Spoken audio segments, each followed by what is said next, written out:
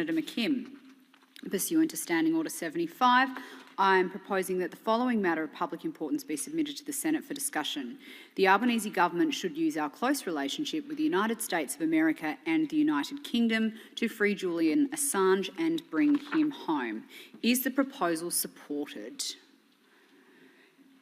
The proposal is supported. With the concurrence of the Senate, the clerks will set the clock in line with the informal arrangements made by the whips, and I call Senator Shoebridge. Acting Deputy President, the Albanese government should use our close relationship with the United States of America and the United Kingdom to free Julian Assange and bring him home. And as we begin this debate in the chamber, I want to acknowledge the presence of Gabrielle Shipton, Julian's brother in the chamber. Thank you for coming, Gabrielle, and all your courageous work. In 2010, Chelsea Manning, an intelligence analyst in the US military, bravely broke US law to blow the whistle to WikiLeaks about US war crimes. Chelsea was bound by US military and criminal law. She lived in the United States and was a United States citizen.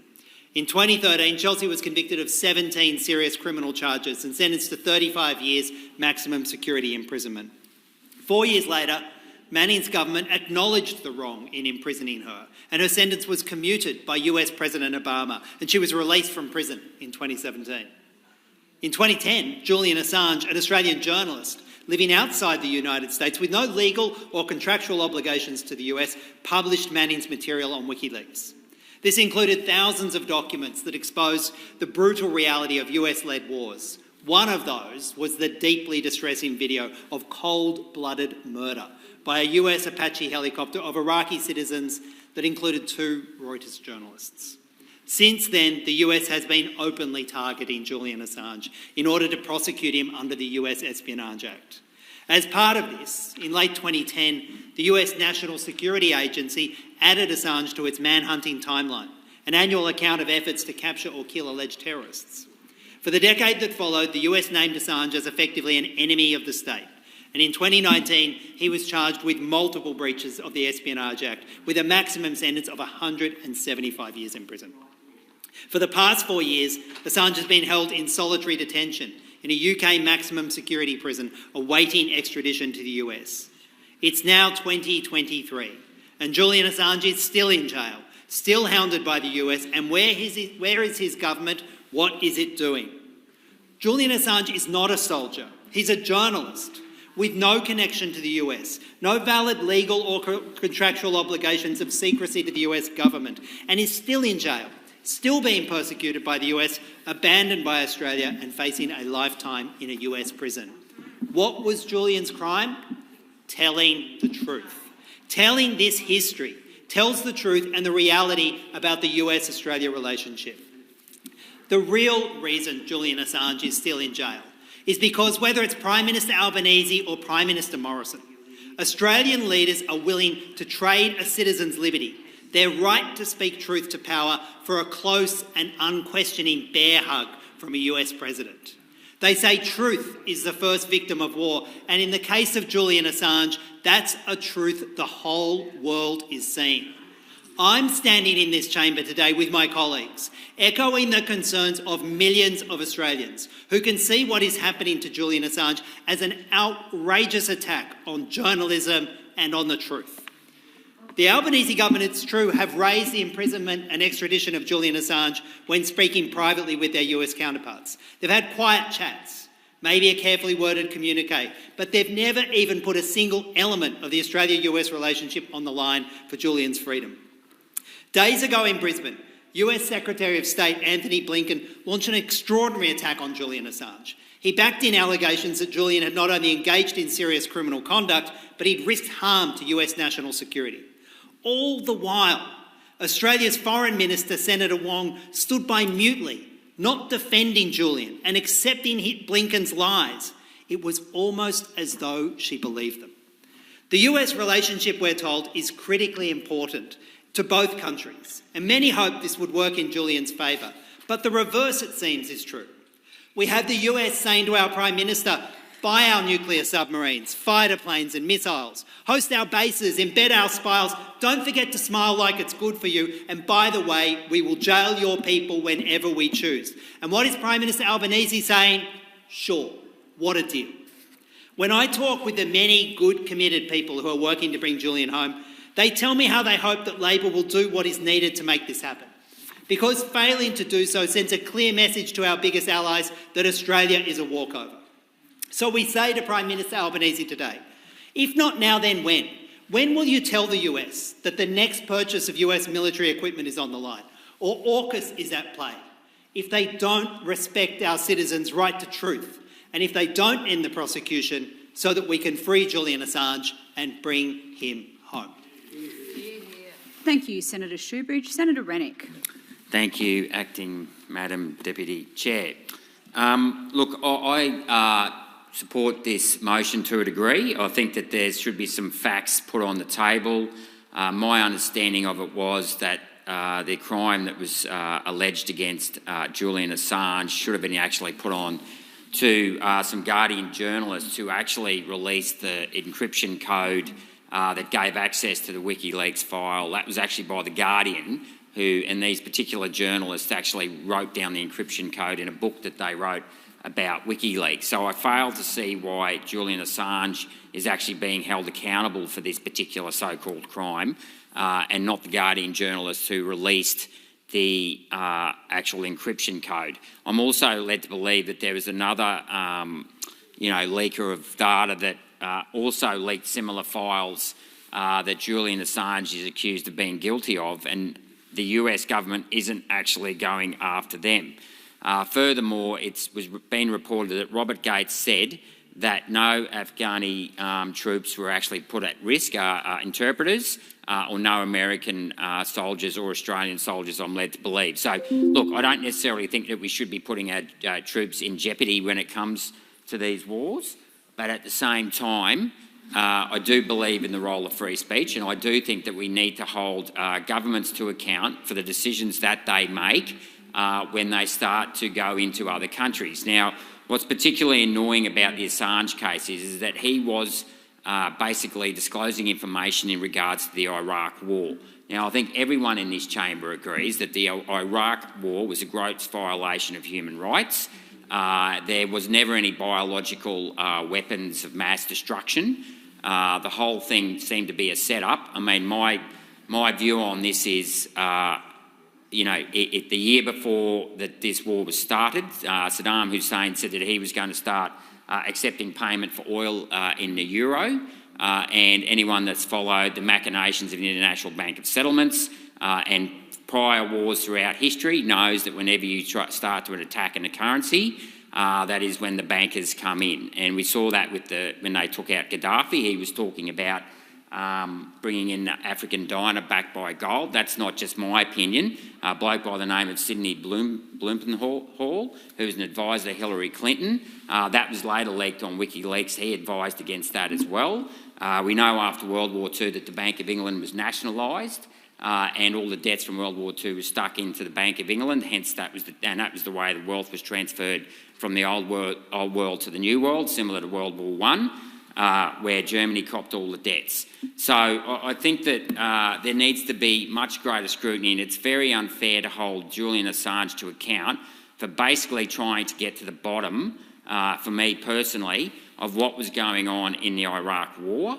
That just went on. I mean, yet again, that went on, and this is what I fear with the Ukraine crisis, that it's just going to become this perpetual war machine, and eventually it'll slip into the back pages, but there'll be still people getting massacred in Ukraine or shot to bits in the Ukraine in 10 years' time, because, it suits the journalists or whatever for the deep state to push this stuff back into the back pages. So I support, look, and the other thing that needs to be noted is I thought, it's where do you draw the line today between what is journalism? It's, I know that there was a court case in 1971 where the US military tried to take the New York Times to account for an article they posted about My Lai. I think My Lai massacre, was that the one? My Lai, sorry, apologies. And the New York Times won that because the court in the US upheld the freedom of speech and the right to know. And I believe that, obviously, as we transition into the internet world, bloggers and all that sort of thing are entitled to freedom of speech. Like I said, I don't think we should jeopardise our troops. But the point is this, is that there has been no evidence shown whereby anything that was leaked out of WikiLeaks jeopardised any troops. The war in Iraq and Afghanistan is now over, so there is no longer an ongoing threat to any of that information that was leaked.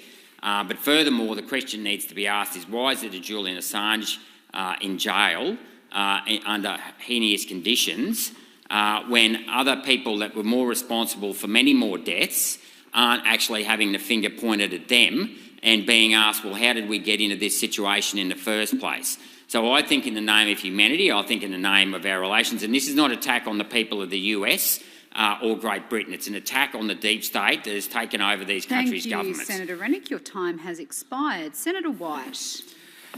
Julian Assange and his legal proceedings has understandably attracted strong interest in Australia. It is important to acknowledge the depth of community sentiment about this issue.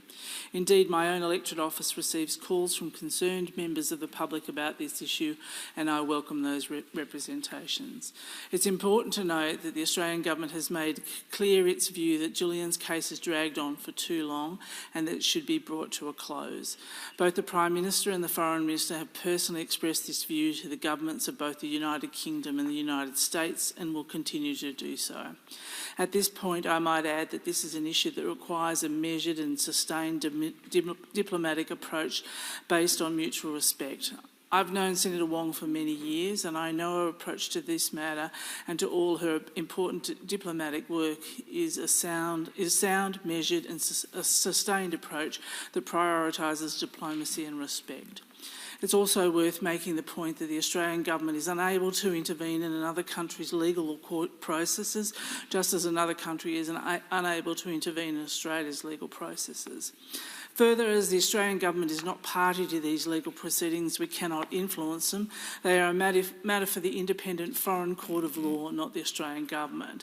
Similarly, while we are doing what we can in facilitating dialogue between the Australian government and other governments concerned, there are limits to what can be done until Mr Assange has concluded the necessary legal processes. In a comparable case, the resolution by government was only possible after legal processes had concluded. So we have to have these due process legal processes occur, and indeed respect those legal processes. But let us not also forget that, as we do for other Australians facing legal proceedings overseas, the Australian government is following Julian's case closely and offering consular assistance to him as often and as comprehensively as we can. The Australian High Commissioner to the United Kingdom visited Mr Assange in Belmarsh Prison on the 4th of April and had the opportunity to check Mr Assange's health and welfare. This is part of consular assistance afforded to all Australians detained overseas and will continue to be so. Of course, part of the assistance is also the Australian government's expectation that Julian Assange is entitled to due process as well as humane and fair treatment and access to his legal team. These expectations are important to the government and will continue to be conveyed. Again, it's worth saying that the Australian government, including the Foreign Minister and the Department of Foreign Affairs and Trade, cannot simply intervene in overseas legal processes. We can make representations and seek to get an earlier outcome that way, but we cannot force an outcome, and nor would we want another country forcing their views on Australian legal processes. And so all these points still stand. Firstly, Senator Wong has made the point publicly that the case has dragged on too long and should be brought to a conclusion. That desire has been expressed both publicly and privately, in the media and diplomatically. We want to see Julian Assange's matters resolved and brought to a close. Secondly, until the matter is brought to a close and those proper legal channels of appeal and due process happen, there is little that an Australian government can do to intervene in the legal processes of another country besides making those representations I mentioned earlier. I understand from a personal view the public interest in the case, but these legal processes of a foreign country must be respected. And lastly, the Australian government has and will continue to provide Julian Assange with consular assistance, to check on his welfare, to offer support and to make sure his health is being looked after as he's being that he's being treated humanely and fairly. Thank you, Senator White. Senator Roberts. Thank you. As a servant to the people of Queensland and Australia, I note that treatment of Julian Assange is not acceptable and should not be acceptable in a civilised society like Australia. There are two issues: Australian citizenship and did he commit crimes? Julian is an Australian citizen. No matter what he may or may not have done, Julian has the same rights as any other Australian citizen.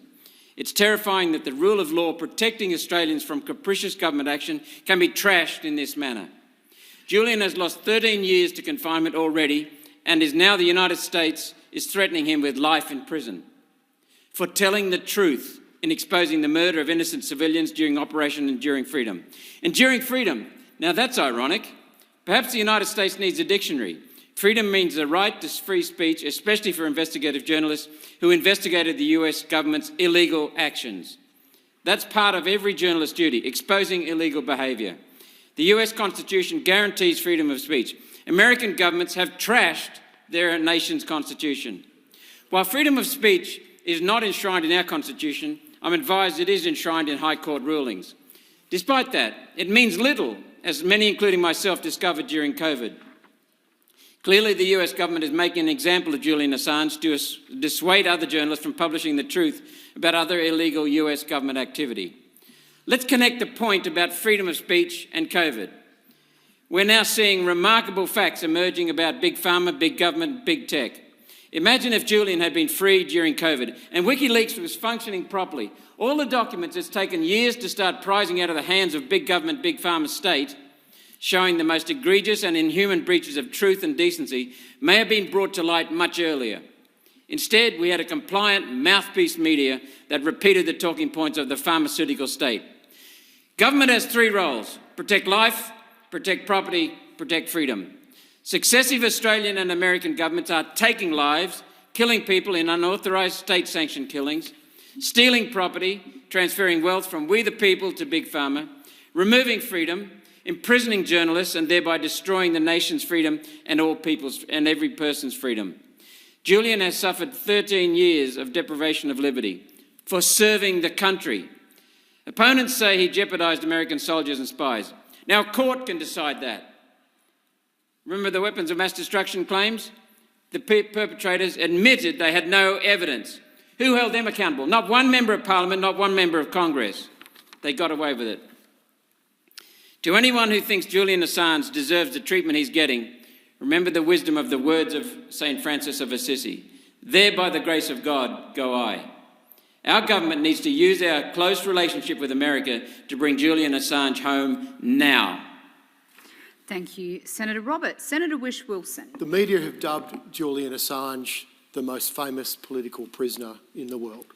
He is, for all intents and purposes, a political prisoner. The charge that has been brought against him of espionage is a political charge.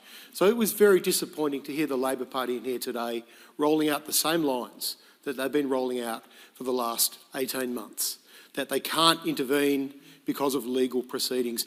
I want to note, and I want the Senate to understand, they have consistently and rightly intervened to get Australians out of political prisoner situations. Many famous names that come to mind. Why is it that they won't do the same for Julian Assange? Now, when his wonderful and inspirational wife, Stella Assange, visited Australia a few months ago, there was high hopes that maybe we were close to a deal to get Julian out of imprisonment and see him freed. And I have no doubt that Senator Blinken's comments last weekend were strategically designed to smash any hopes of any deal with this government. I wanted to say this to all the supporters of Julian Assange out there, his family, including his brother Gabriel, who's here today, and to Julian, who will be watching this debate. That is not going to happen. That is not going to happen. There are 30 MPs in this parliament, in the Friends of Bring Julian Assange Home group, who will not give up. There are millions of Australians who support Julian Assange, who will not give up. We are not going to stop the campaign to have him freed. So sorry, Secretary Blinken, your propaganda and your downright lies at that press conference will not cut it. Let me tell you why it was propaganda. Julian Assange is being tried because of the rules of engagement disclosures. That's what Senator Blinken refers to in his statement. that Julian Assange was charged with very sensitive criminal conduct in the United States in connection to his alleged role in one of the biggest compromises of classified information in the history of this country. As Senator Shoebridge has already pointed out, Private Bradley Manning at the time, who is now Chelsea Manning, was charged, convicted and pardoned. Julian Assange was a publisher, a journalist. Those rules of engagement files were published by media outlets right around the world. And to remind the Senate, Julian Assange and WikiLeaks got a Walkley Award in this country for the rules of disclosure leaks and the public interest stories that came out of that. So why is he a political prisoner? And why is he being politically persecuted? I've got no doubt, because it is deeply personal for some very powerful people in this world, as well as the intelligence agencies who fear nothing more than disclosure. Why is he being politically persecuted? He is also being persecuted because this is an attack on press freedoms. The message they are sending is, if you disclose our lies and our corruption, our war crimes, we will come after you with the full power of our state. And we will do everything we possibly can to crush you. That's the message they are sending. That is why they are not giving up on Julian Assange. Are we going to let that stand? No, we are not going to let that stand. We recently had the 20-year commemoration of the Iraq War, and I agree with Senator Rennick. I cannot think of a darker period of history, certainly while I've been alive. And isn't it ironic, with the millions of people who perished in that conflict, right across the Middle East, the instability, civil war in Syria, the rise of ISIS, more global terrorism, isn't it ironic that no one who instigated that illegal and immoral war has been brought to justice? But the great truth teller of that war, along with Chelsea Manning, Julian Assange, sits behind bars, waiting 175 years of virtual death sentence. Are we going to let that stand? This is the Australian Parliament. Julian Assange is an Australian citizen. It is un-Australian for us to turn our back on a mate. And we won't do it, Acting Deputy President. We will keep campaigning to bring him home. Senator Bush-Wilson, your time has expired. Senator McKim. Well, thank you, Acting Deputy President. It's so sad and frustrating that so many in this Parliament regard Australia as a vassal state to the United States. And I might add, it's equally sad that when given an opportunity today in this Senate chamber to put the government's position, even though there's a Minister of the Crown sitting here in the chamber, we didn't even get to hear from a minister from the Labor government. Maybe this is what Labor calls quiet diplomacy. Outrageous. Not so much quiet as downright silent. It's even sadder that one of the people in this Parliament that regards this country as a vassal state to the US is actually our Prime Minister. $370 billion on the AUKUS deal. We're hosting their armed forces with US bases on our soil, and we're going to host their nuclear submarines. We're going to embed their spies into our military apparatus. And we've been here time after time after time for the US. Whenever they've said jump, our only question is how high would you like us to jump? But it is time that Australia made it clear to the US that this relationship is a two-way street. We're not just here to deliver time after time after time for the US. They've got to step up and deliver on the way back for us. And Mr Albanese has been able to run his line about quiet diplomacy with some success until last week. And what happened last week was the US made it abundantly clear that they are not for the turning on this. Well, that's an exposure of the failure of Mr Albanese's quiet diplomacy, an exposure of the failure of Senator Wong's quiet diplomacy. And what we need is for the Prime Minister and the Foreign Minister to make it clear to Mr Biden that freedom for Mr Assange is a non-negotiable in this relationship. He needs to stand up for his citizens. I mean, that is the very least that any Australian would expect their Prime Minister to do. Now, make no mistake, the situation Mr Assange finds himself in is not in any way about his actions threatening the US national security.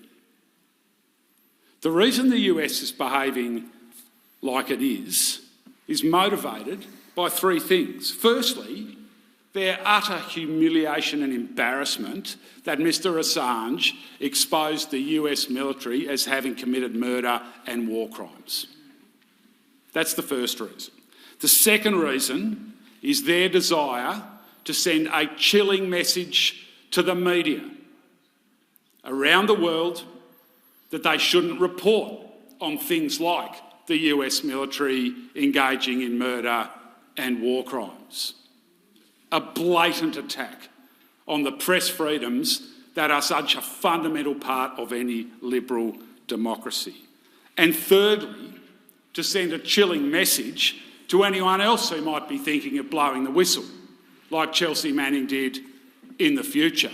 Now remember, the US government has freed Chelsea Manning. Rightly so. Rightly so. But what about the Aussie?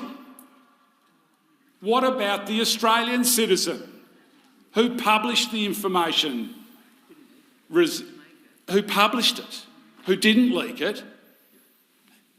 He's festering away in Belmarsh prison. It's an outrageous injustice that we are discussing here today. What the Albanese government needs to do is insist that the US cease its attack on journalism, cease its attack on the truth, free Mr Assange, and let's bring him home to his family and his country where he belongs.